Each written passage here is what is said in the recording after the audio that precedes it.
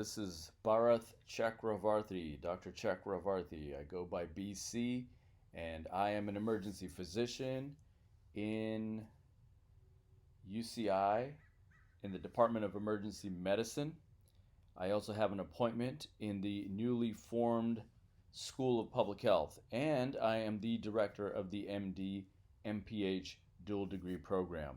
So this is just a tutorial video on our program, and we'll give you some thoughts about why to do the program, as well as kind of the nuts and bolts about the program, the admissions process, and all of the particular requirements and time course. Essentially, the MD+MPH program, I will tell you, obviously I'm extremely biased, but in almost everyone who obtains an MPH program, they're not just interested in being a physician. They also want to be a scientist, a public health official, someone who is a clinical public health related person. That can mean a number of things, but what it has meant to me is the following. After getting my MD degree, I did do a residency program in New York, and then while I was a fellow here at UC Irvine doing a research fellowship, I did a part-time executive MPH program for 2 years and obtained that MPH degree. And I can only say, as difficult as it was working full-time and in public health school part-time, it just really opened up a tremendous amount of doors for me in terms of what I was able to accomplish. Allowed me to have the knowledge base to be able to do research, to develop programs, and kind of linked me up with many public health like-minded folks across the county, the region, and the state. So that being said, our process here in the MD+MPH program at UC Irvine is fairly simple. We have a wonderful website for those of you who would like to browse this on your own. The website is listed right up here. It's meded.uci.edu, Curricular Affairs, MD+MPH program. On here there are several tabs, and I thought it would be best to kind of go through some of these tabs. But really, the program is a 5-year program. It's a dual degree program where you're able to obtain your MD and your MPH degree. Typically, how it works as of right now is that you are accepted into medical school first, and then sometime during your second or third year in medical school, you would apply to the MPH program with specifically for the dual degree program. So as you can see with how your coursework would work in this integrated process, you would first do your first year, your second year, all preclinical years, and then do and complete your third year and begin your fourth year until the end of summer, and then fall into your MPH program. So most students are applying during their second or third year to obtain entry into our dual degree program. Then you actually enter into your MPH coursework in the fall, winter, and spring of your fourth year of medical school, and then jump back into your fifth year of medical school in the summer and fall, and then finish up in the winter with your MPH work, and then finally graduate in the spring of that fifth year with both degrees. Now, that's how it typically works, and there are some thoughts of perhaps streamlining or changing some of these entry pathways, but currently it seems to work pretty well. The admissions process, of course, you can contact. Here's a contact email. You can always email me, which I will leave my email at the end of this recording. The requirements to graduation, this is something that people always ask. What types of courses are offered? Pretty much any and all courses are offered within the program in public health. There's a wide variety and a lot of time for elective coursework to really focus on the areas that you might find most interesting. Some students are more interested in research, others are more interested in a specific area like epidemiology, and still others are interested in kind of community based medicine. And so those are kind of the typical foci within the program that many dual degree candidates are interested in doing. So that's the graduation requirements in a nutshell. There's a little bit more detail involved in all of this. I will tell you that none of the students that have gone through the program, all of the students have had no problems meeting these requirements, and we are always interested in making sure that you are successful. The elective coursework, there's quite a few to choose from, and the research opportunities I think are what excite me the most. There's obviously a tremendous number of research opportunities within the campus. The newly formed School of Public Health, it has been expanding and hiring. The dean is very interested in linking the students up with pathways to success. I myself am highly involved in many public health efforts within the county and the state, specifically the Orange County Healthcare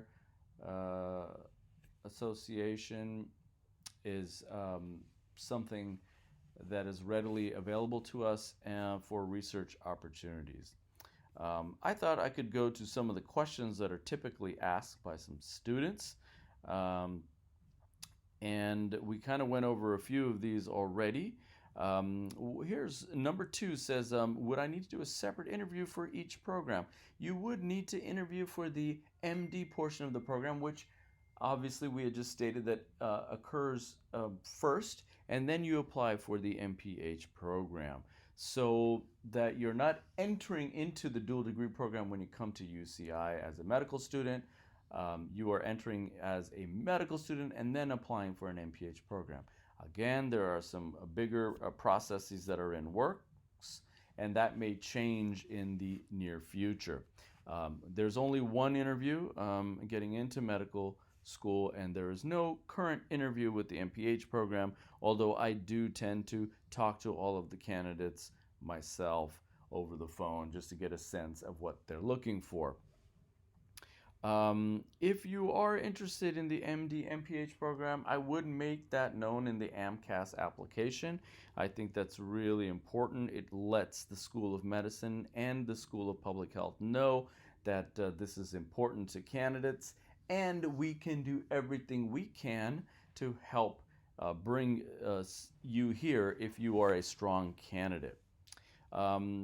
Typically, we are looking for students who are driven, who have a great background, and who have an interest in becoming public health clinicians. And if you have that interest, that is the most important facet and strength of your application. You do not have to have specific MPH courses underneath your belt prior to coming to the program. The program is meant for you to become an expert in that field. Are you expected to have research in biology and public health? You're not expected to have it, but I will say that overall research in general is helpful in any application process. It just shows that you're curious, that you can take something from a primordial phase and take it all the way to the end, to completion. And that shows longevity and alacrity and drive.